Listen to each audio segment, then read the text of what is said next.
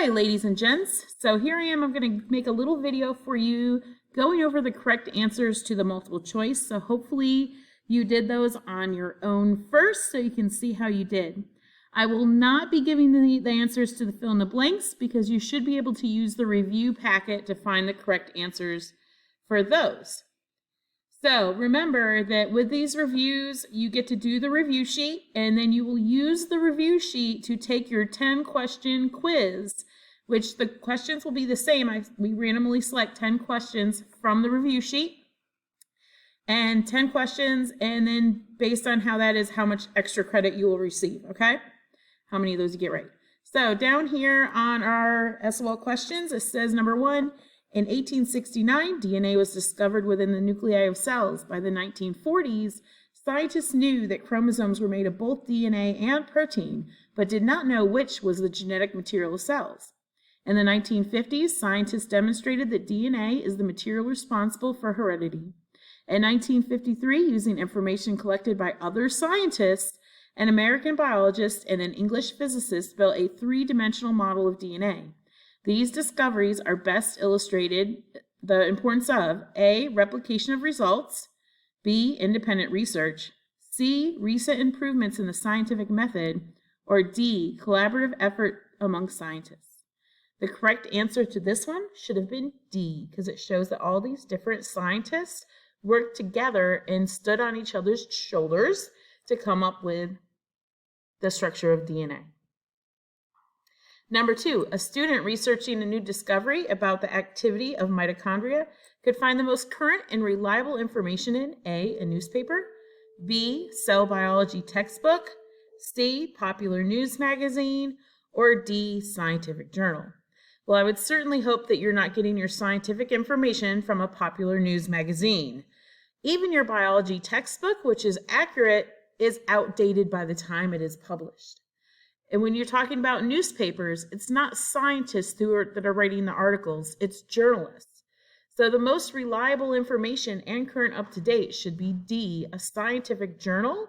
Scientific journals are peer-reviewed, which means scientists turn in their research and other scientists review and replicate it before it is published, typically. Number 3, the picture shows a cover slip correctly being lowered onto the slide at that 45-degree angle. This method is used because A, it allows microorganisms to move freely in the water, B, prevents the escape of microorganisms found in the water, C, prevents the cover slip from moving, or D, reduces the possibility of air bubbles on the slide. In this particular case, your goal is to D, reduce air bubbles, because if you have air bubbles on your slide, guess what you're going to see under your microscope? Air bubbles. Number 4, a microorganism which releases water into its environment to regulate its salinity during osmosis is undergoing a process that is similar to a human being who releases moisture on a hot day. This process that helps keep both the microorganism and the human body fluids in balance is known as A, homeostasis, B, heredity, C, cell division, or D, mutation. So hopefully you know that sweating is not a mutation.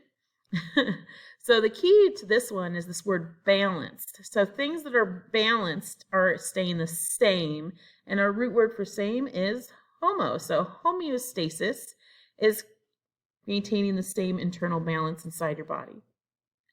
Number 5, which sentence best states the importance of using control groups?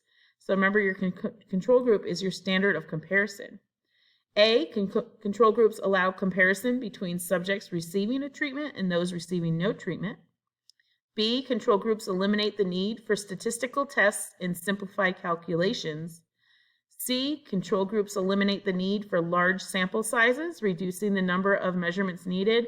Oh no, the larger the sample size, it's always better. D, control groups provide a method by which statistical variability can be reduced. So hopefully you select A, because I just said control groups are a standard of comparison. Number 6, which data point on the graph to the right is probably invalid? Well, you see an overall trend on your line except for point 2 that dips down there, so there was probably some error in data collection there. Number 7, an experiment was conducted to test the effectiveness of 4 different fertilizers on plant growth. 2 grams of each fertilizer were to be diluted in 9 milliliters of water before adding to a plant. Which of the following measuring devices would introduce the least error in the measurement of 9 milliliters of water? Well, if you need 9 milliliters, probably the best device to get as close as perfect to that would be something that is close to 9 milliliters. So you should have selected C, 10 milliliter graduated cylinder. Number 8, a student wanted to look at a plant growth in 5 different soil samples. He planted the same type of seeds in identical containers and left them together in full sunlight. He gave each plant the same amount of water and charted the growth of each plant stem. What's the independent variable? So you need to remember that your independent variable is the new thing that the scientist is trying out. So in this case, the student is the scientist.